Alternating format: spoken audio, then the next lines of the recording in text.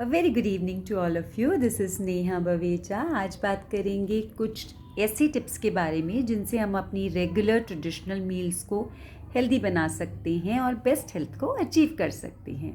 Start करते हैं. Major contribution हमारी जो डाइट में रहता है वो कार्बोहाइड्रेट्स का रहता है. सो जो भी हम रोटी खा रहे हैं कोशिश कीजिए उसमें कुछ ना कुछ तरीके से आप फाइबर को ऐड करें.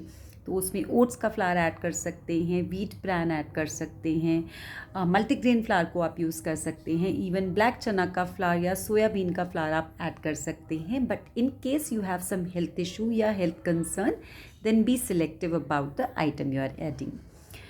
इसके साथ साथ आप हेल्दी वर्जन्स में मिलेट्स को भी अपनी डाइट में रेगुलर बेसिस पे इंक्लूड कर सकते हैं.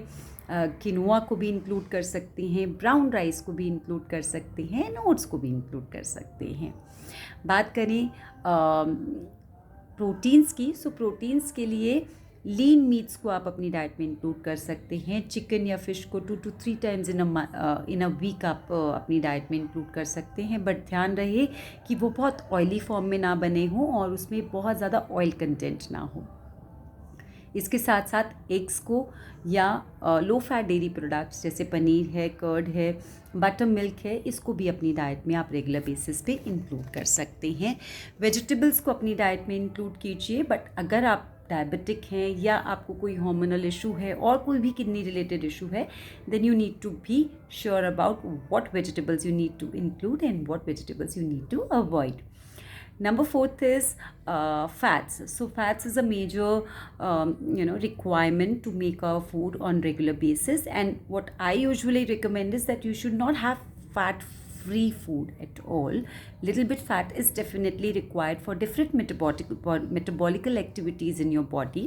तो आपकी डाइट में मॉडरेशन में फ़ैट्स को आपको डेफिनेटली इंक्लूड करना है, जिसके लिए आप हेल्दी फ़ैट्स के लिए नट्स को इंक्लूड कर सकते हैं, थोड़ा सा देसी घी ले सकते हैं, नहीं तो अपना ट्रेडिशनल कच्ची खाने का मस्टर्ड ऑयल जो है दैट इज़ डेफिनेटली बेस्ट, उसको अपनी डाइट में रेगुलर बेसिस में इंक्लूड कर सकते हैं for making your vegetables and all.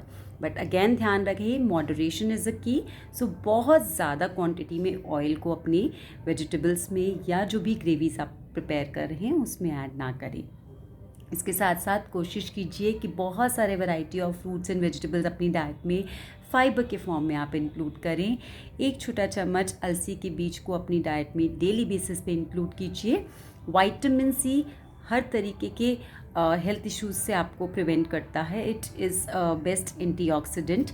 सो आप सिट्रस फ्रूट्स को जैसे लेमन है, आंवला है, अपनी डाइट में इंक्लूड कर सकते हैं.